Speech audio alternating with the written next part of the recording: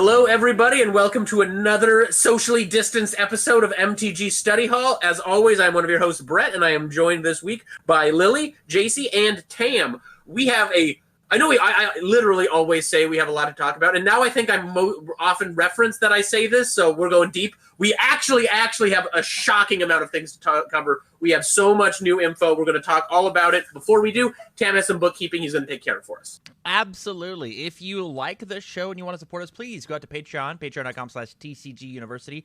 Sub out there at any level, get access to the show live, ad-free as we record it, just like all of these awesome people. We have Addie, Andrew Dang, Anthony Albano, Bryce Rastack, Chris Miner, Clay Cardwell, Jacob Arshan Masur, Jay Rogers, Jarrett Hubbard, Jesse Cervini, Jesse Morrison, Jesse Nix, John Stone, Justin Farce, Justin Hobbs, Kat Maria, Kevin Broberg, Kieran Vision, Lucinda Letica, Okami Law, Orlando Valdez Santos, Paul Casagrande, Peyton Kiker, Ransom MacArthur, Samantha Stevens, the baddest bitch around, Shauna Bryan, and Theodore Ruiz. And lastly, Tyler Zane Pease. Thank you very much, you guys. Greatly appreciate it. Please make that list longer. I want Tam to just go on for like 20 minutes. How fun for that for me to be. If you don't have any bucks to toss, that's totally chill. You can catch us free out on YouTube, youtube.com/TCG University a bit later, as well as our other social media platforms of Facebook and Twitch and SoundCloud and such. I want to remind everybody that we have exclusive merch as a Patreon tier, monthly giveaways last week, or lanyards this week is TCGU life counters. They are hand cut out of wood, and it looks like this is a coaster, but it is a life counter that you spin the back on, and a number changes on the side. It goes all the way up to 30. So that's fancy. Yeah, just on the Spirit Squad tier for the month. Just sign up for this month, and we'll ship it out to you. Last bit, our podcast is sponsored by Nuclear Ink Custom Tattooed Skate Shop, Cards Custom Build, and Inked Gaming and Dex Protection. We'll talk about that a bit later. All righty. Thank you, Tam. Before we launch into all of the stuff, we're going to talk about what we've done this last 2 weeks because we were off a week. In Magic, Tam, I'd like you to go first because I basically rolled right past you last time. So you're up first. What have you been doing this Magic past 2 weeks? Honestly, just been watching content. I have fallen into just watching the Command Zone. Big fans of the Command Zone. I love their interview series, and I've just been yoinking things and ideas for my content because as long as you're the little guy, you can steal what you want. Robin Hood taught me that, right? Besides that, I'm excited to hear about the announcements that are happening and learn and have my honest reactions when it comes to the cool announcements. You guys previewed and spoiled a little bit of it in the pre-show, but man, I'm really excited to hear what's going on. Yeah, it was a hell of an announcement that we got there. So, JC, what have you been doing? What have you been doing? Sorry, I was reading the episode title to make sure we did it, and yes, Tam did the episode title I pitched. Thank you, Tam. Nice. No worries. I took the suggestion that we all worked out that maybe I should just buy cards and, do that. And so, yeah, I bought some Secret Lair and kind of looking into, buying some other stuff and stuff. I like that Secret Lair came with the Doggo one came with card sleeves for Arena. So that was pretty neat. So I reactivated my Arena and downloaded all the updates and played a little bit of Arena and looked through the Zendikar Rising spoilers and stuff like that. So that's how was playing Arena? Did it feel better now that you have these super sweet card sleeves? Yeah, so one of the things I actually really liked the first time I got into Arena was because I bought some of the. Forgive me if I'm wrong here. Did the Brawl decks have the you could redeem them for the same cards in Arena, or was it some of the core set or something like that? I can't remember if the Brawl. I don't think the Brawl decks had a code, but the decks. The Planeswalker decks had the code. It was the Planeswalker decks. Thank you so much. Yeah, I had bought some of the Planeswalker decks, and they had cards in them to redeem for cards actually virtually, and I really dug that. So. I think you're kind of hitting something there that when I get things in real life that also tie into playing them in Arena, it makes me kind of play Arena a little bit more. I actually really like that idea, and I wish they would do it more, that when you buy actual product, you also get codes to get those cards in Arena. You should I want them to keep doing that. You should. So the pre-release packs that they'll sell, that they're selling for at-home play during the pandemic, if you buy one of those, they're around $25 to $30 depending. You get a code for sometimes I think it might be a free sealed or draft event. So, or sometimes in the past it's been like 6 packs. So so each set when they come out, if you're looking to get some cards and an Arena payoff, that's a good way to go for it. Nice. I like those Arena payoffs, and I get physical product too. I do enjoy those tie-ins. It feels extra value-y. And yeah, way more. Yep, they should do them way more. Way more. So otherwise, that's been me. I'll let you talk. Oh no! I'm sorry. I'm sorry. I just have you. That was your little spiel. I just get very. I'm annoyed that we don't get codes and booster packs or collector's boosters. Like, there's so much opportunity to make me buy more things, Wizards. Why don't you want my money? I actually really agree with that, because I think there's a number of players that are actually kind of opposite me. People who actually like to play Arena but like to play cards sometimes too. So I think there's a lot of opportunity for people on both sides that would buy the physical product if they also got the virtual product with it, like a tie-in. And I think there's a lot of opportunity there, and they should keep doing it on more SKUs. That's how the Pokemon trading card game works. If you buy a pack in real life, you get a redeemed code, and you buy a separate random pack inside of their online client. Oh my gosh, I'd buy so many more booster packs if I could do that in Arena. True. True story. All right. And Lily, what have you been up to? Oh gosh. Just grinding away on Arena Brawl. Playing Corset Teferi wrong. That kind of stuff. Explain. As a Planeswalker, he has a lot of, it's kind of a weird one to actually play because of the activation during your opponent's turn. Oh, okay. Oh, so just plenty of missing your activations, or not missing them, but just like less optimal lanes of play. Okay, yeah, there's a lot going on with that card. So mostly just Brawl these past couple weeks, or not? Yeah, mostly Brawl. Okay, and then for me, not that much Brawl, which is weird because I have a show called Brawling with Brett. I'm really ready for rotation. So I'm honestly a little burned out with some of the cards. So I've been doing the show. Yeah, no, we've been having a couple of special episodes called Burned Out with Brett, where I just play Historic, my Chandra Tribal deck in Historic, which I love with all of my heart and is some of the most fun I've had playing Magic. And so we will be back to Brawl, I promise. The name's too good to not use, and I love Brawl. I'm just ready for a rotation, honestly. So we will have a big shake-up and a bunch of cards I'm very sick of going far, far away from me. And, and a bunch of new commanders already. I'm already kind of thinking about who I want to build and what I want to do. So that's what I've been doing. And on that subject, we had a bunch of stuff announced. So we're going to move on to that. So for those of you who aren't in the know, I will give a quick overview. So they at the Zendikar, which is Zendikar? What we discussed this? It's Zendikar Rising, yes? Yes, because all the stuff's floating up. And it's rising. So we had a stream where we launched preview season, and it looks to be the new tradition is we are going to be given the next year's sets when that happens. So Q1 of 2021, so the winter set in January, February, is going to be Kaldheim. We're doing the Norse Viking world that we've been kind of that people have been talking about a bit. It's been something that people thought has been coming for a while, so we are finally getting Kaldheim, and maybe some return to snow.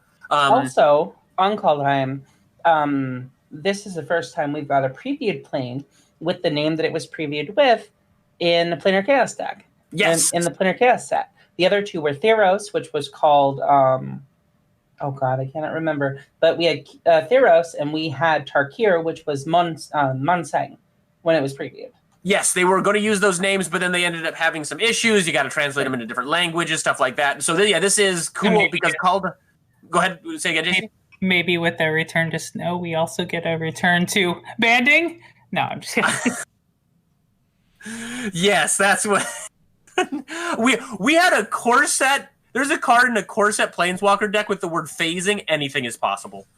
No rules. It's the Wild West. Yeah. Which, sadly, though my one sadness is we did not get a Wild West theme, but Yeah. we're knocking off everything else we could possibly do, so I wouldn't be surprised in the next year or two to have a Wild West theme. But hear me out. You could make vampires and werewolves a Wild West thing. Oh, you're jumping ahead. You're jumping ahead. I'm jumping ahead. So, coming up next, so the spring set is going to be Strixhaven School of Mages, which is the premier wizard school in the multiverse. And Strixhaven... Multiverse. Yes, that's in the multiverse. Because Strixhaven is not the plane. Strixhaven is just the school. So there are 5 competing schools, and that's really all we know. So it's basically Harry Potter, but removed from all of the... turfy. Yeah, but less turfy. Removed from all the terribleness that is J.K. Rowling. So I just want to briefly say, I am so excited for low-stakes school nonsense. I'm so ready for, like, stupid, like, backstabbing. I want to win a dumb magic tournament stuff. Like, I love Battle Bond, and I am ready for... catty, stupid school. My class is better than your class. I'm so ready. A couple notes on it. I actually just really like. There's been like a couple quotes of like the most elite university in the multiverse, and also that it's the setting is unknown and hasn't been featured in any previous Magic set. So. And like we do have a character that's probably from there. Yes, Kasmina is likely from Wizard School. From Wizard School.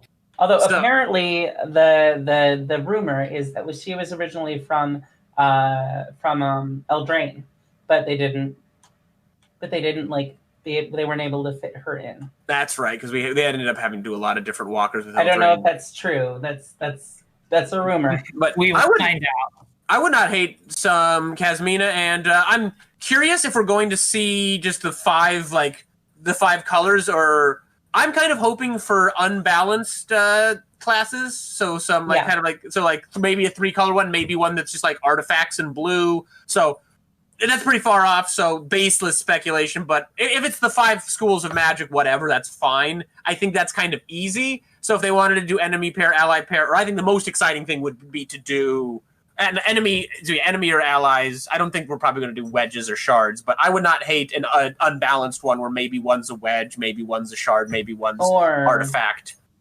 Yeah, a mix of allied and enemy pairs are always nice, I think. Yeah, that would be cool. So there's a lot that could happen with that. There's so much potential for that. I'm just very excited. I would really, because it's a set that's not necessarily so creature based. Obviously there's magical creatures and stuff like that, but what really excites me about that set is the possibility of just seeing some like really cool just spells, like give like red and blue like just a lot of love. I mean, I think everybody gets to have a lot of love too. I have the big spells in all colors. Yeah, true. Right. Yeah, big spells in all colors, like just huge green spells. I mean, just saying like huge magic would be like super cool. So question, has there ever been a set where we've gotten 2 spell mechanics, like instant and sorcery only mechanics? Kamigawa block. I don't know about that. Place and sweep. 2 mechanics, keyword mechanics, ability word mechanics that are only on instants and sorceries. Okay. So for example, we're gonna get when we go into Zendikar stuff. Landfall, it cares about lands. Kicker can go on instant sorceries, but it can also go on creatures. But something like Splice onto Arcane or Spell Mastery. Yeah, those just go on instant sorceries. I think it's a good opportunity for it, especially for them to do something like what I would love to see is them do something like a Coria Mutate, but with spells, where you could stack spells. Wild speculation, we're going to see Splice back. I would love to see Splice onto instant or sorcery. I think there's a lot of potential for that mechanic. I know, a build your own giant spell or getting the... Build your own giant spell. Yep, totally. No, that's literally, like, I was thinking the same thing, JC. So, how do you guys... do you think that like there's going to be way more wizards and mages inside this set?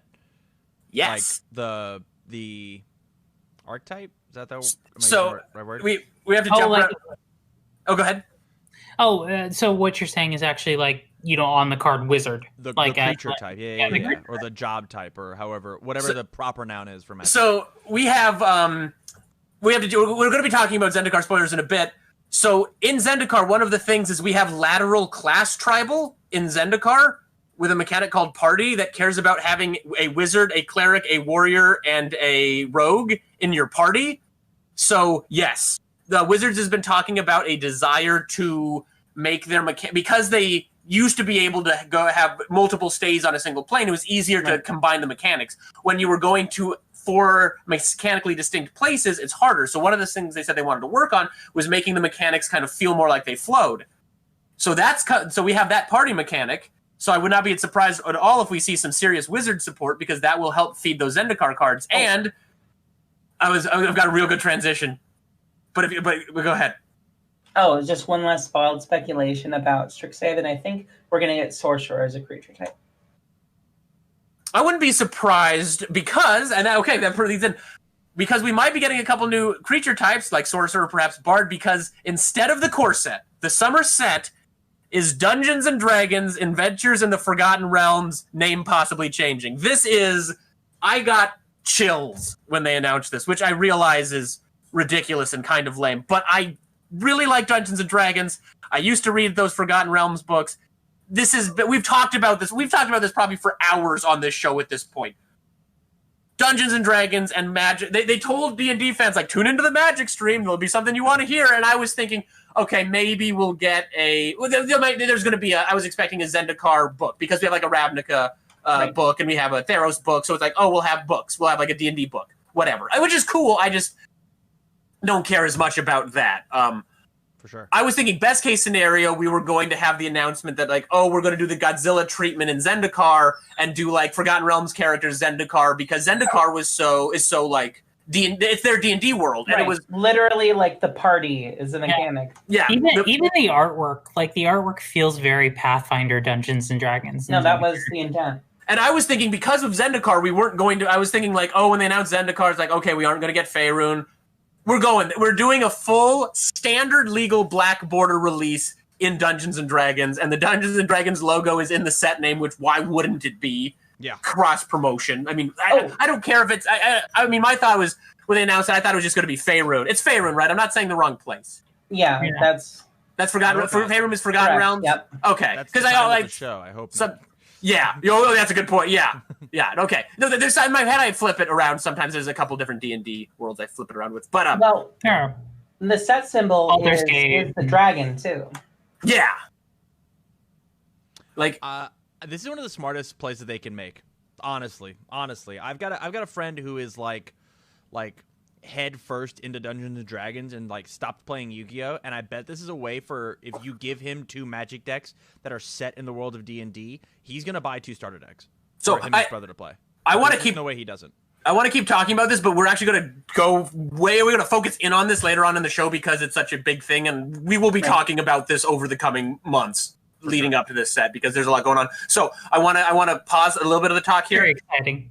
Because in next fall, so a year from now, we are going back to Innistrad, and they said they couldn't again return. We are on Innistrad Revolutions now, and we are getting. And so these are working titles. They said they popped up a little thing, so we might have different set names, but we have Innistrad Werewolves and Innistrad Vampires, which are both going to be full sets, and which is kind of confusing because normally it's 4 sets and they announced 5. And so there was some thought that, so they said they're going to be releasing one in the normal September block and one later on in quarter 4. It looks like they provided some clarifying information indicating this isn't an additional set, that there'll only be normal 4 sets and rotations. So perhaps they'll be pushing that winter set up several months and maybe doing some other big release they haven't announced yet in that window. That's pretty far. We won't be hearing about that for a while. But we are getting 2 full Innistrad sets. And we know very little other than one focus on vampire, one focus on werewolves, and that there's going to be a vampire wedding, is what we know. So maybe Soren's getting married, or Olivia Valderin, or maybe those 2 are getting married. So yeah, it's Innistrad. It's like the most popular place they've ever made. It's Innistrad. I like Innistrad just fine. I'm so much more excited about the other 3. It's like, and then we go back. Innistrad has always been good.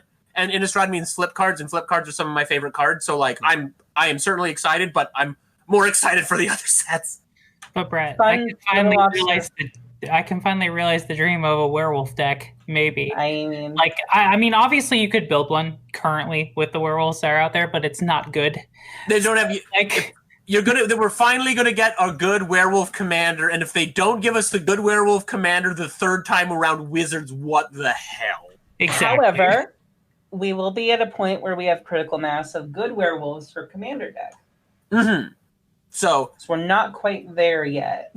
And then there's a couple additional announcements. So those are the main standard legal sets. But sometime between quarter 1 and quarter 2, we are going to get Time Spiral Remastered, which is interesting because it'll be the first ever paper remaster set. And one of the kind of the gimmicks here, so it's Time Spiral Block, which is Time Spiral Planar Chaos Future Sight. So they have a lot of cards to pull from to make this remaster set, and they will be releasing cards in the old border. Right. So brown artifacts. Okay. We got a couple cards previewed in the old border. So in the original Time Spiral set, there was a slot in each booster pack that was the Time Shifted card, which was an old border reprint of a previous Magic card that was part of the set, but part of like a separate run of I think it's either 150 or 250 cards. There's a lot of cards. Right, and it was just one of those with varying rarities of each. It wasn't like everyone in the same rarity. It was a anyway. So it seems from what Gavin Berry posted, right, that these old border reprints are taking the place of the time-shifted cards in the original set. But what they are reprints of cards that have never appeared in the old border. Like Chalice of the Void, Swords to Plowshares. Those are the two. We got one more. What the Swords to Plowshares? What is it? Path to Exile? No. Path to Exile. I'm so sorry. Okay. Path to Exile. Excuse me. They occupy a very similar space in my head. But yeah, Path to Exile and Chalice of the Void had not appeared as old border cards. For a while, the Judge program had Judge foils that were old border of new border cards. Sort of Fire and Ice was one example. Crucible of Worlds was another. But presumably, these are all cards that have never got the old border treatment, which apparently there's a big group of the player base that really likes that. I don't, but I'm more excited for Time Spiral Block. I was going to ask Tam, is there any other Magic or any other card game that focuses so much on bordering between like the old borders versus the new borders versus like frame bordered and I've watched games like go through bordering before, right? Like Pokemon had some crazy borders, but like they had their normal borders, and then they had a thing where you could adapt the card or put the card into a video game with like a slide mechanic or like a reader or some sort, and then they went back to like the old border, but it's like a little more stylized. Cards have changed borders based around just practicality, right? And like where your eye draws to. Just like everything Magic has gone through since it's the OG, like other card games have gone through this. You guys just have gone through it first since you're like number one. Right? And in most games aren't 28 years old, so correct, yeah. Most games haven't had to completely redesign themselves over the years to stay relevant. Most games are literally a millennial. Yeah. So, no, I mean because there's like ghost rarity and stuff. Yeah, but it's weird too because this isn't like going back to a specialty rarity. This is just we used to design our cards this way, now we don't. We use different colors and fonts and stuff. Going back to the old stuff because some of the I want to say the grumpy old players want them. I'm kind of excited. Those cards feel like old borders feel old to me because I started right around the Mirrodin border change, which is we've changed the border since then, but not so drastically. Like the most drastic border change, I started right. And all of the new cards I could buy were the new borders. So old borders seem old to me. Let me tell you, from the 5th edition player who went through those borders, and then 7th edition, and then to our modern borders, and But like for the people that started around Mirrodin Kamigawa Time Spiral Block, it was a very clear delineation of old versus new. And it's like I'm kind of excited. Like I don't know, I like swaggy cards, so it's different. I wouldn't want if they said we're printing all our old cards like this forever. I would be like, ugh. But they're like, it's a Time Spiral Block. We're doing a weird thing in cards that have never been in these borders. It's an extra thing to collect. It's an extra swaggy thing. And sometimes I think those borders looked good. Like, I like the aesthetics. Sometimes I would just appreciate the specific aesthetics of a card. So like, I have a white bordered Soul Ring, and it's the original art on Soul Ring, and I think it's the best looking Soul Ring. It's the best looking Soul Ring. And like normally I don't like white bordered cards, but the edge of the Soul Ring kind of plays up the white in the actual art. So I like the aesthetics on that card. So I'm excited for, let's look at these old cards, because there might be some cards that are aesthetically pleasing in the old border. So I'm excited. And if you don't like them, there are non-old border versions, so everybody wins. I love when we talk about art. Anyway, sorry. No, correct, Brett. The best Soul Ring art is the Commander's Arsenal green Soul Ring. That's pretty cool, but I don't know. I like my old OG revised or 3rd edition or something. My early set Soul Ring I like. Can I ask a clarifying question? Shoot. For the reprinted inside of Time Spiral, the old card, the old art, the old border, are they going to be new cards being put back into the old art, or since Time Spiral is a reprint set, it's just from the Time Spiral block, and some of the cards happen to look like the old cards? I guess I'm just a little confused. Yeah, So the cards that are being printed in the old borders are reprints from presumably non-Time Spiral sets, and the cards are so far cards that have not appeared in that border before. However, at least one of them is from a set that came out after the original Time Spiral, which is Path to Exile, which came out in Alara. Yeah, and I believe, if I'm remembering correctly, there was a lot of information. So it's the original art on Path to Exile that came with the new border, but it's that art in the old border treatment. So the color's a little different. Yeah, so it'll look cool. It's like adding a new frame to a piece of art. I mean, that's the best way to be. It's like what it is. But it's like just like taking down a piece of art hung in your house and slapping a new frame on it, and it kind of looks different because the frame's a different color and different shape, kind of like that. So that's a great metaphor for it, and it's literally what they're doing. I think and like in the ones I previewed, I also noticed that the arts seem to be. So both Chalice of the Void and Path to Exile have art styles that are very,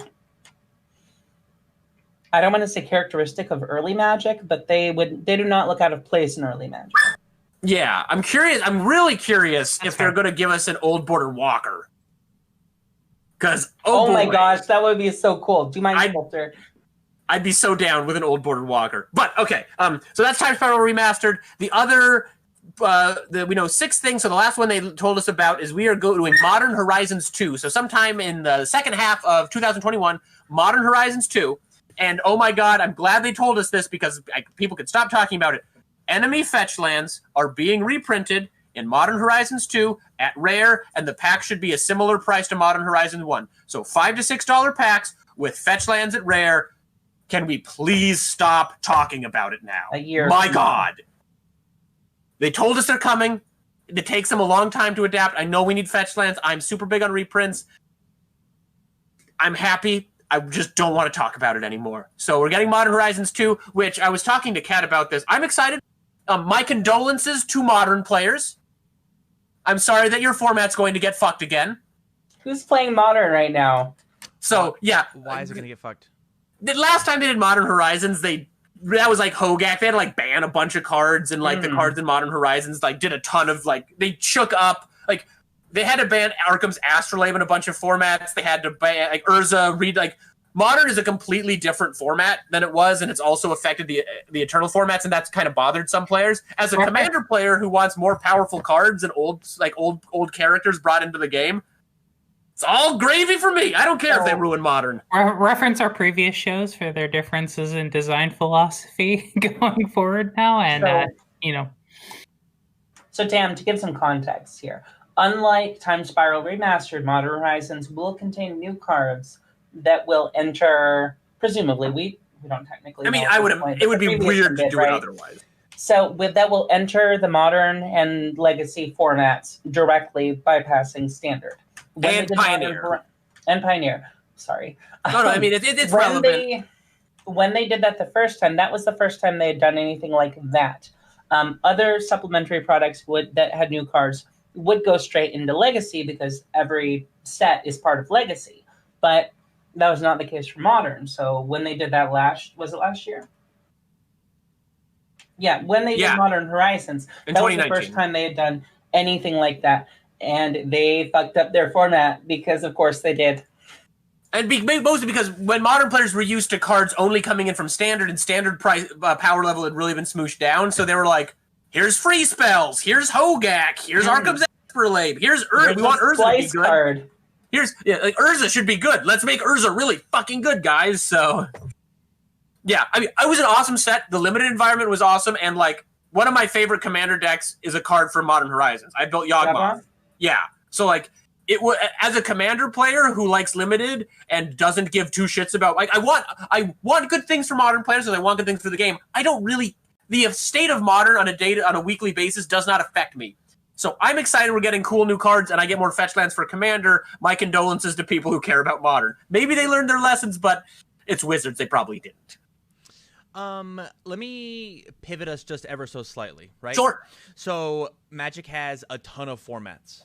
Do you think it's weird, and this is me not having watched the announcement, that they didn't announce things for every format? That here are Brawl decks are re-coming out. We're doing more Brawl decks. Here's another Commander product coming out, and that just wasn't part of this announcement? Part of that is they might not have that finalized. They might have been wanting to save some of that for other announcements. The thing is, they need to start telling us set names, because we will figure them out when people go comb through domain registrations and legal stuff. So this copyrights and domains get found out ahead of time. So when they do a set, they kind of have to. I mean, they've apparently copyrighted everything up to Modern Horizons 10. So there you go. That's confidence. So there will be additional announcements, and it's kind of weird. So like when you announce a standard set, that is going into every format.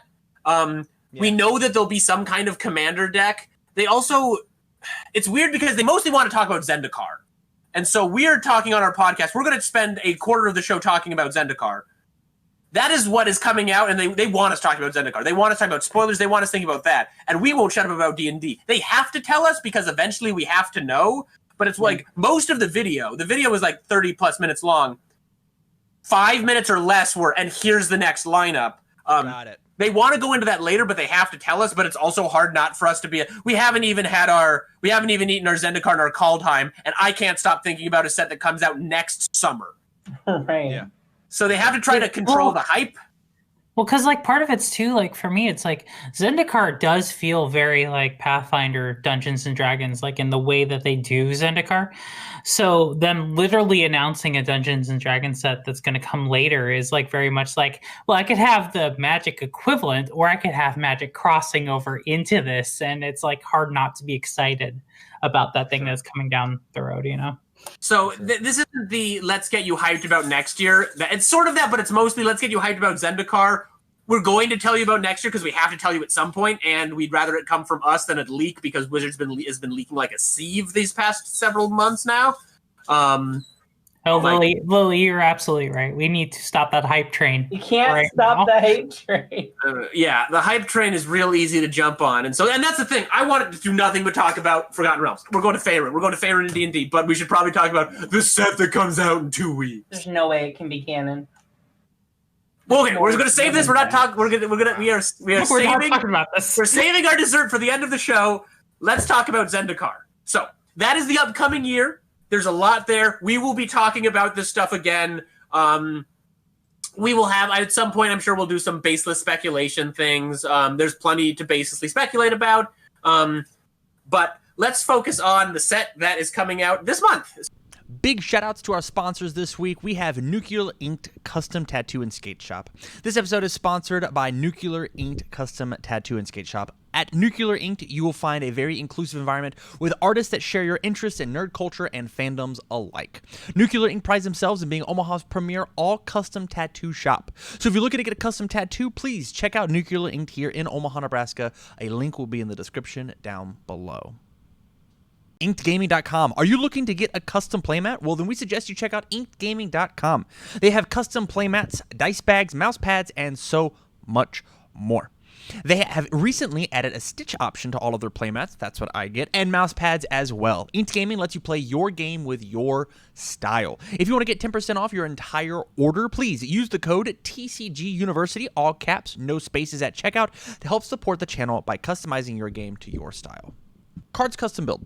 Are you into cosplay? Looking to get into cosplay? Do you want to show up to events dressed as your favorite character? Well, Cards Custom Build can help. Cards Custom Build creates everything from cosplay accessories like props, trinkets, or weaponry, all the way up to full costumes. Do you want to make a cosplay out of perfectly flowing cloth, or maybe you want rigid battle armor? Cards Custom Build has you covered. Their work is guaranteed to make you the talk of the con. So go over to Cards Custom Build either on Facebook or on their Etsy account. Links will be in the description down below. And make sure you mention that TCG University sent you there, and you'll get 5% off of your entire order. And Dex Protection. Dex Protection is on a never-ending pursuit to create the highest quality storage and protection accessories. Their design and innovation comes from die-hard gamers and collectors just like you. So they know what you want in the products that you buy. They're constantly taking in feedback from their customers, and they have no plans on stopping their innovations or their drive to refine their products until they're recognized as a leader in their industry. They make terrific products, well, all with the avid gamer and collector in mind. So go ahead and check them out. A link will be in the description down below. And with that, let's get back to the show. So Zendikar Rising, which is our third time back in Zendikar and our sixth set on Zendikar math. Original Zendikar, it's a land set, it's the exploration Zendikar, world. Yeah. Very briefly, Morrow wanted to do a land set for a long time. People were very cautious about it. They finally let him give it a try. It ended up being widely popular. The set was followed by Worldwake, which was also popular. Then we went to Rise of the Eldrazi, which was it was not as popular as the other two sets, but it was a different. May I just say that was like a golden time in Magic, like Zendikar, Worldwake. That was a good time. They printed the enemy fetches. They printed Jace the Mind Sculptor. I mean, it was an exciting Lily disagrees. Well, they fucked up Standard. Well, I mean, like nowadays, yeah, they had to ban 2 cards, guys. Oh no! I know. Heaven forbid they ban 2 cards. God. Oh no. Maybe it was the good old days after all. So they introduced the Eldrazi Titans, Eldritch horrors that ravished the plane. We went back several years later for Battle of Zendikar and Oath of the Gatewatch, which were not as popular. The Zendikar fans were pissed off because they didn't get the Zendikar they wanted. The Eldrazi fans, like me, were pissed off because they tried to make the Eldrazi like smaller, and I wanted big, dumb, smashy Eldrazi, which we got some of. So no one was really happy, and then Chandra and Nissa lit them on fire and killed them. Yeah. Oh, which was okay. Dumb. So some context here. Zendikar was originally in the first 2 sets pitched as Adventure World with traps and threats and treasure. And what was the pitch? It was traps, chaps, and maps or something. I literally don't know. It was allies and landfall and calling and lands and right. Absolutely. Also, the original run of Zendikar Blood had some supposedly. They weren't reprints. It's important to note that they were not reprints, but repackaged with the booster packs were some old, very valuable cards like Reserve List Moxen. Yeah, and Wizards asserts that they were not printed new for the product. There are some holes to that being the case, but that's their story. And in the first run of Zendikar had these in the packs with no warning, no indication that this was the case. People just started opening up Moxen. But so yeah, it cards, was, of course. It was a strong set. People like Zendikar. We're coming back the third time. People like Zendikar. Mm-hmm. So people were kind of disappointed with the second one. So their idea on this one is Zendikar Rising. We're going back to the adventure world you all love. There are no Eldrazi in this set. Which makes me very sad, but I'm in the minority here, so that's fine. Not every set has to be red. Oh my god! Magical Christmas Land for me. Go ahead. As someone who loves pulp adventure, the story seems to be shaping out to be competing quests for the MacGuffins. Yes, no, I'm so excited. We have Magic Story back. We're done with books for now. It seems we're back to weekly story updates, which is also quite popular. Now, again, I prefer novels, but it's making a lot of people happy. People are pumped. So we're back on Zendikar. We have returning mechanics. We have Landfall, which when a land enters the battlefield, something happens. It's a popular mechanic. People have liked in the past. We have Kicker returning, which is the most boring mechanic that's ever existed. But it's really it makes cards relevant in the beginning and the middle. It's too good. It's it's so broad. It's like Kicker makes for really good gameplay, like for really, really good limited play. Like Kicker cards it's easy to it's there's just a lot of design space to Kicker. Right. So like it's a very Melvin mechanic, not a very Vorthos. Yeah, it's like it's one of those. It's not that exciting, but it is the mashed potatoes of the set. Like you're not maybe not most excited for it, but it holds the meal together. It does a ton of work. Yeah, I just like it. I mean, because Kicker is very much a mechanic of like you could go plus ultra with this card. Like it does like feel really good in that like I could play this card or I could play this card. And you pointed out that it's really good for limited because it lets you do something with your mana late game. So there's a lot going on with Kicker. So and it's Zendikar Kicker. We had multi-Kicker in World Wake, so Kicker is kind of connected to Zendikar. We've had Kicker outside of Zendikar, right? Oh yeah, we got it in Dominaria a couple years ago. That's right. No shit. And we got it in Dominaria a number of years ago, and a lot of other sets. Oh yeah, and in chat, yes. There's a couple cards in Dominaria. Hilar from Dominaria cares about Kickers, and we've had a couple Kicker Matter cards previewed, which is nice. So at this point, we're hitting that critical mass of now that there's cards that care about Kickers and commanders that care about Kicker. More Kicker cards mean more cool cards for your Kicker deck. So I like Kicker. I'm a big fan. We have two new mechanics, both exciting. So one we already talked about is Party, which you need one of. So generally, having more party members just makes the card better. So it might make for each party member up to 4, and you need each distinct one. A changeling does not get you all 4. A changeling will cover one of your bases, but you can't multi-class here, team. So not yet. So your party is a cleric, a wizard, a warrior, and a rogue. And so the card can't count for 2 of those. And so for each member of your that's the best way to put it. And so the most cards we've seen, they're like some of them are it's 1 cheaper for each party member you have, or it does an extra damage for each party member. But some cards say if you have a full party, do this extra thing, which is also cool. Which is, I'm looking through all the previews that we've seen, right? And like just looking, and the one that you talked about, the Seagate Colossus. First off, the art looks fucking sick. Holy cow, it looks so cool.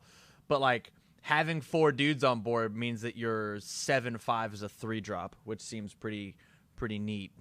Yeah, right. And like it's just not just 4 creatures. It's 4 specific creatures. Yeah, and it's not linear. It's not a linear mechanic. No, yeah, you can't just put a bunch. You have to spread it out. And so in the past, Zendikar had been allies, and you put a bunch of allies in a deck, and it's good. So a lot of people have been sad we are on allies. I don't really like I don't like allies or sliver, and class tribal kind of bores me because Lily's right. It's pretty linear, and some people love it, and so I'm not saying it's actually bad. Exponential, but. Yeah, but it's not bad. I'm not saying it's a bad thing. It's just because some people just want to play elves. It's not my thing. This is lateral class tribal, which is something we haven't done before, and so like I'm super excited about this. And then somebody threw out in chat Viking set. We're gonna have some warriors. Wizard school. Bet we might have wizards, and then a couple sets we have Dungeons and Dragons. I'm sure we'll get some more. Can warriors we get some more party stuff? Like, can there be party in that too? I hope so. In Dungeons and Dragons, it would make sense. It would be weird if they didn't. So we're gonna Cam. This is what they did. They announced the Dungeons and Dragons, and that's all I want to talk about. But we're talking about Zendikar. The last set, and this is really interesting. We had modal dual-faced cards. Oh Lord.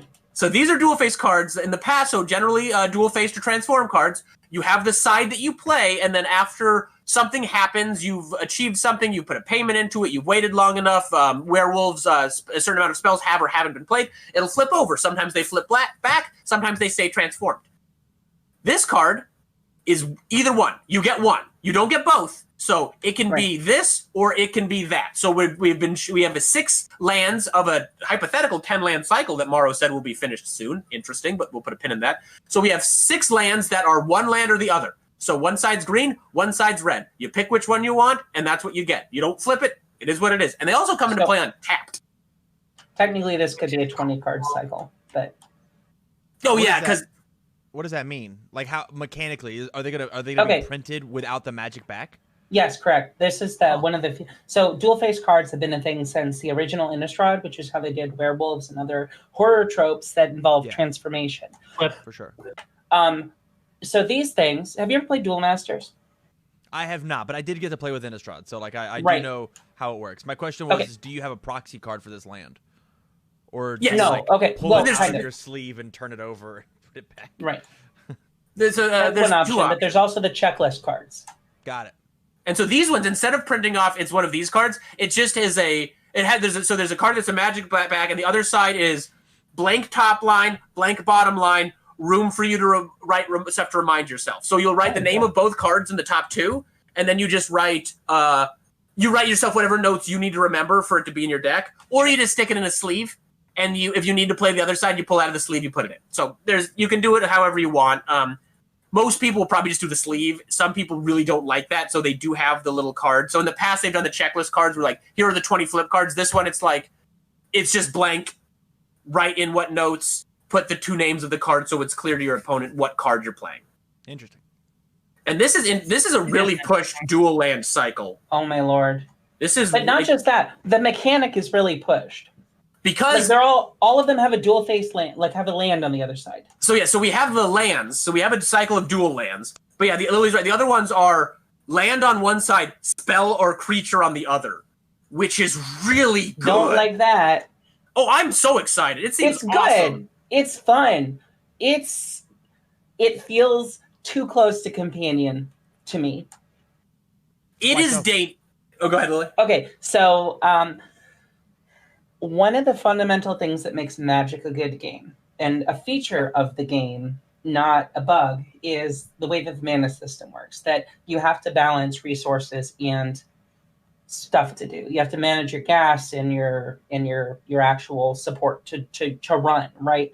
Yeah. And this undercuts that in a way that no card really has in the past. This undercuts the resource system of mana in the same way that Companion undercuts the resource system of cards in your hand. See, I am very excited. Now, I will yield. They could fuck this up. They might have fucked this up. Like, this could be multi-ban worthy cards again. But it seems like they're generally being cautious. So most of the cards we've previewed that aren't the dual land cycle are tap lands. So it's a red land that comes into play tapped, or it's a red spell. And it looks like we're going to get 3 to 4 cycles of each color. Recently, the first one they previewed, it's a red mountain. It's a land it's not a mountain specifically. It doesn't have a basic land type, so it's a land that comes into play taps for red. The other side is a 3 mana instant. Put any number of cards from your hand on the bottom of your library and draw that many cards +1. We have a kind of a bad creature. There's a green one that's a land. It's also a mana dork. Taps a decent mana dork nowadays. Not like great, but like passable. Yeah, that's one of the ones that I think will be the problem. And the regrow. There's a green regrowth. See, somebody put out is like on par with what they print nowadays normally. Yeah, no, it's 3 mana to get any card back, which is good. Not any permanent card, any card. And somebody pointed out in chat though, like even a land. Yeah, which is not out of the hand because you actually, with all the land mechanics, landfall and stuff, it's actually there's a lot of probably really good lands to be getting. You could just get out your spell that's also a land. I'm with somebody T Free Love and chat throughout. It helps with mana screw, and I'm excited to have some options. And it looks like generally they're being cautious. None of them it's not like murder but better and a land. It's bad murder and a land. Sure. Yeah, that's what I was going to say. It doesn't feel like Companion really to me. It feels kind of like Kicker. It feels like giving you different options at different points in the game. Okay, so yes, that's technically true. But again, on that whole thing, yeah, it feels good. But like, I would assert that flooding out sometimes is part of what makes Magic what it like. It's a part of the game that's actually good, like in the long term. But there's still if these cards are too good and they're the right choice and you can just shave lands, it's a problem. Yeah. But if the question is 2 mediocre cards better than one good card I could be running? Because my hope is this gives us, because like I don't think you can, like I play a lot of aggro. I don't think I can play a lot of tap lands and win. Tap lands aren't great. And I'm also not color fixing in my tap lands. So like a 3-color deck, it's like the spell on the other side better be pretty damn good for me to want to sometimes play it as a land.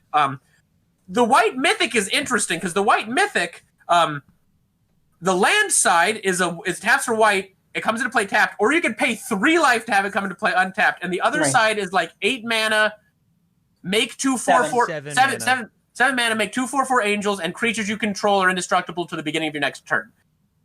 The ones that come into play untapped for 3 life, if that's the cycle, that's a spicy meatball. Because that card has 3 modes. And but I want good cards. Like, and I was talking to somebody. I'm excited about these cards because, like, in standard, if you put a bunch of these in your deck, I think you're going to be playing subpar cards and you're going to lose. Too much of it. But for, like, Commander, if you're in a 1 or 2 color Commander deck, you can just pull lands for these cards, which I think is kind of cool. Oh, no. I like when I can go to my Commander decks and goes, this standard legal set just gave me 7 cards to add to my Commander deck. And if they're in every Commander deck for all time, that might be a problem. But I am anticipating a ton. That's my concern. Because why would they not be? Because, like I said, it's if you only have 100 slots and you have every card from the history of Magic, is 2 mediocre cards worth a good card I could put in? Yeah. I could run Regrowth for 2 mana, or I could run a 3 mana Regrowth that's also a tap land. That feels like a choice. There's not like a second Regrowth either, though. Like, there's not in mono green. That's like the first other card we've got that doesn't exile itself or anything. That just. But if they're really powerful in Commander, they're going to be best in monocolored decks, which good. Monocolor needs stuff. If you try to jam these into your 3-color decks and now all your green doesn't need stuff, and the best ones so far have been green. I mean, I don't know. I just think they add to a level of dynamic gameplay. I don't think they're going to completely replace the mana screw portion of the game or the mana management portion of the game. I think what they do is you have a couple of these cards in your deck, and it just gives you options in the late game, and it just adds to dynamic gameplay. But that's the thing. It's not more dynamic gameplay. It's less dynamic gameplay. Why? Explain. Because you don't have as much variance in what you're drawing. Don't you have more because every card is 2 cards? You have more variance in what you can play, but what you can play is always going to be the same thing depending on what point in the game you draw it. I feel like it gives us deck building choice and there's gameplay choice. So, like, there often might be obviously if you're on land 10, you aren't going to play it as a land. But when you're on land 3 and you really want the overrun effect on that white card, but you don't know if you're going to draw the other land, so do you play the tap land now or do you wait? I mean, here, we might be able to pull this clip up, and me and JC might look real foolish when this is a companion level worthy ban. Yeah. I don't think that's going to happen. It could. Lily, when if this comes to a place where they have to ban a bunch of these because they're bad, I will buy you a pizza. I get another pizza bet going. Do you feel like they're going to need to ban some of these, Lily? We get a pizza bet. I think at least one of these are going to be banned. No, I have to clarify the pizza bet. Let's get that. I'm in on this too, JC. I want to throw in. So let's. Cool. Let's get pizza bet. Lily, I want you to protect yourself. Do you think that for the pizza bet, it's going to be one of the 20 cards maybe that have been previewed that will be banned, or one of these mechanics cards that will be banned? Let's pick what format. I think we will see at least one of these banned in modern or in standard, and probably not in legacy. This doesn't seem like it's going to script legacy in the same way that Companion did. Okay. But go ahead. I'm willing to give you. We haven't even. So just for people who are coming back to this, we have only seen a handful of these cards. Correct. I don't think any of them are going to be banned in standard in the next year. And if one or more is banned in standard within the next, by the time that Innistrad Werewolves or Innistrad comes out a year from now. What's today? Today's special Magic Day? It's Yargle Day! 9/3! By Yargle Day next year. By Yargle Day next year. And JC, I realize if you wanted this might be too much for you, but I'm comfortable to go hard on this bet. I don't think one's going to get banned. Okay, hold on. JC doesn't get on the bet because she's going to, if I get a pizza, she's going to have some of the pizza. Well, if we are quarantined, I'm going to have some of the pizza. Okay. Rude. Yeah. You want it? So, JC, is that too hard? Am I going too fast and loose on this bet? No, I am on your side on this. I feel everything you are saying. I think this is a good mechanic. I like it. I do not think it'll get banned. Okay. I disagree with all of those things you just said. So if one of them gets banned, I will bring pizza. JC, do you want to bring booze? Yeah, that sounds good. Because I don't even like vodka, so like I will like buy vodka. Or something. I don't like vodka either. That's the secret. And Lily, because I feel like we haven't even seen all the cards, and I feel like we've had so many cards banned. Are you willing? I think there's even one already that would be banned. So do you think? So are you willing to say pizza and you'll bring drinks if you lose the bet? Yeah, that's fine. Okay, we have the official pizza bet. Lily, I'll spring for drinks. How about that? We'll I got this. 2-on-2. It's fine. These guys are nuts. I've never played a regular land in my life. I don't make bets that I don't intend to pay. However, I think at least the Mana Dork is going to get banned. I think it's going to be okay. I think it's going to be fine. I think it's going to be fine.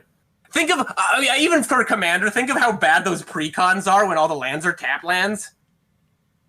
Yeah, but like your tap land that you can play on turn 1 if you don't have anything to do on turn 1, but then you will play it for sure on turn 2.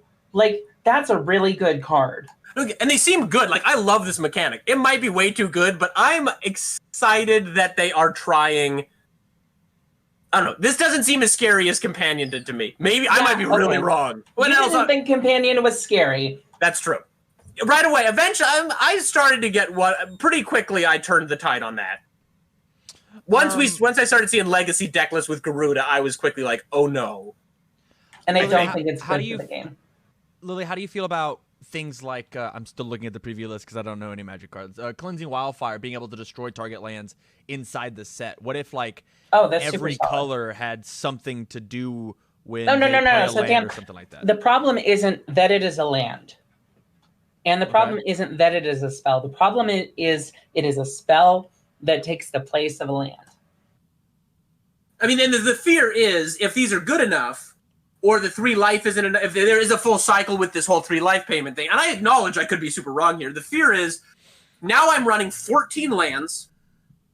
I'm running way more just gas. Spells, yeah.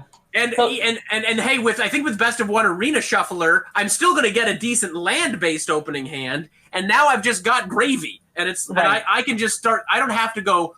I get 40 slots in this deck. I get like 50 slots in this deck. I'm saying that's bad for the game in the long term. Repetitive play. And I would think you're right. If they are so good, you can jam that many in and not suffer. I think that will be bad. So, I don't think it's going to be that bad.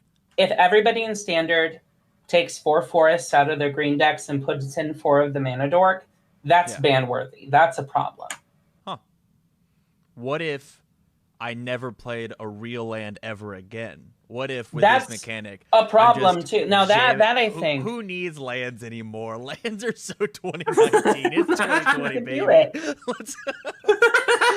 You can do it. Like there are enough of them. I don't think that would ever be the best decision, but I feel like the best decision, if it gets degenerate, I think we're going to see situations where you're seeing almost half of the lands that people are running are these spells, if it's a problem. I think that's going to be a good litmus test of it being a problem. My hope is that control decks, if you will. Control decks can maybe go down a little bit of, like, my hope is that like some monocolored decks or 2-color splash decks can go a little lighter and like have a bit of an advantage on like the 3-color. My hope is that like I hope some decks take out 4 forests and put 4 of those in. I hope the cards see some play. But you're right. Sure. If every card deck with green cuts 4 forests for that, it's a problem. If some do, if it's a choice in deck building, I'm down. I think it is an interesting way to adjust power on a card. Because if you want a card to be playable, if there's one side to it, you can only manage the power of that card. This is interesting you get to combine 2 kind of mediocre effects and see if you can get it as good as a normal card. Like I am excited, a little scared, but mostly excited. Okay, so Saffron Olive put it a really good way. Ramanap Ruins. Oh, that's a hell of a Magic the Gathering. Was a land that came into play tap that you paid life to get mana out of. It didn't come into play tap. Pretty sure.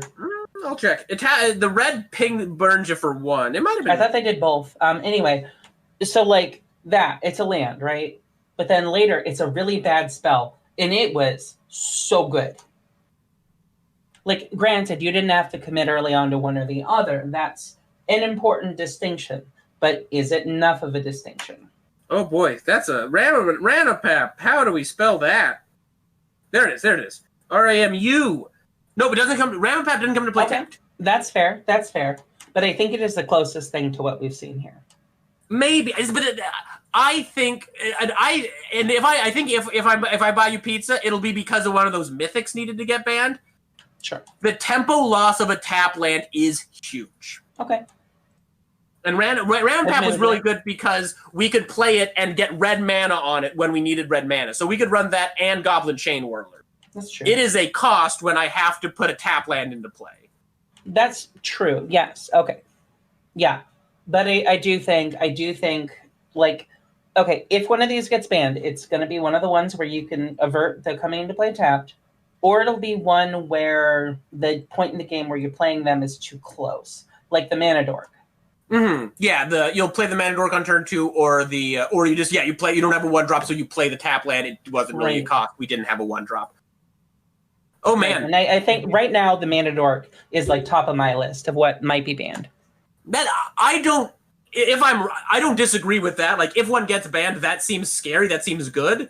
There's some that seem kind of blah blah. The white one, that's a protected spell. Because like when they print decent mana dorks, like they don't get played in every competitive deck. Okay.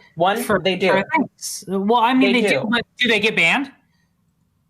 So no, because they're not also lands. I think this one's going to be okay, but I am quite willing to. I might look back on me in 6 months and go, "Wow, that Brett was a moron." But I think it's going to be okay. I shouldn't, because how many cards have we banned recently? But I think it's going to be okay. So I think we are pushing the line here. I think we are riding the line either way. If I can pivot this, sorry. Sure. I've said my piece. Please. No. Yeah, to pivot away from these Tapland cards, I just don't want to let a Zendikar conversation get away without us talking about how we get the full art lands back from Zendikar, because they are amazing, and I'm very happy that we're getting those back. And we're also getting one of the most divisive people in Nahiri back. We get to revisit her. So and New Cup Island. Oh, New Cup Island. It's not the old Cup Island, but there's an island that is also a cup. And man, it's pretty. The lands look great. Cup Island was the best island. Yeah. These Zendikar full art lands, particularly I think the plains and the swamp are great. The swamp, the really murky looking swamp's great. I'm a little annoyed. The bundle comes with normal lands, not full art lands. Ooh. But at the same time, like, that's annoying because it feels like they're hoarding them and they want to make you pay. But at the same time, normally we don't buy bundles, and I literally was going to Barnes and Noble and using like I would coupon clip for Barnes and Noble and go buy out all of the bundles at Barnes and Noble for 25% off. I have a box this big full of full art lands because I literally bought every single one of those fat packs, or bundles or whatever they're called now, which is good because Wizards is selling them, but those aren't really aimed at me, and they're aimed at the rando that goes to Barnes and Noble to buy the bundle. And I don't maybe need to buy 30 bundles so I can have all my dual land. American right. You do what you want. Oh my gosh. I bought 6 Oath of the Gatewatch ones over the course of a couple of months at the Shopko by your old place. It was anytime I saw those, it's like, this is worth it. And now they also have printed a lot more of full art dual lands now. So back then, there weren't a lot of full art lands, and so the fact that there were more was kind of a big deal. Now we've literally had Theros had them, Modern Horizons had them. There's been a lot more. So I think the best ones. They maybe could have gotten away with it, but at the same time, we're getting another big thing. So we are getting some fetch lands are not reprinted, but we are getting box toppers. They said we are returning to having masterpieces. We really aren't, because masterpieces won't be in the pack. You will get there's 30 lands. All 10 fetch lands are in them, as well as a couple slightly less impressive lands and a couple really cool lands. We got a Wasteland in there and a Cavern of Souls. So 30 really sweet lands in a new cool full art treatment with a cool new border. They will not be appearing in regular packs or in draft packs or in set packs. But each box of draft boosters or set boosters will come with 1, and each box of collector's boosters will come with 2 non-foils, and then each collector booster has a slot to have a foil one. So Zendikar real estate investment. I think this is better than Masterpieces. Yeah, the rate's higher. Because I mean, that's it. I have seen one person ever open a Masterpiece. I saw Kat open one.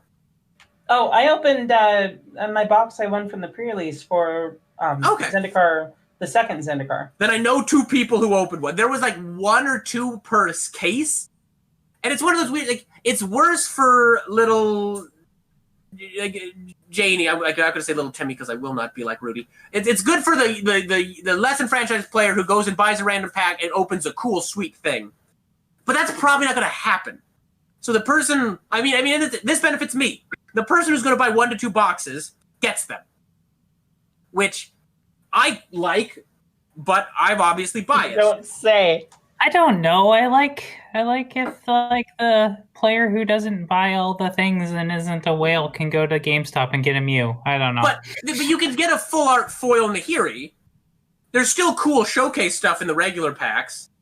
Scratch tickets are predatory. What are? Scratch tickets. Yeah, but yeah. It also is one of the reasons that Magic's 28 years old. Yeah. 28? Yep. 27 or 28. I think we're about 28. Oh my goodness. I just keep scrolling through all this art. It's so fucking good, dude. I know. We're pretty world. We might have to. We're at an hour. Yeah. Next week.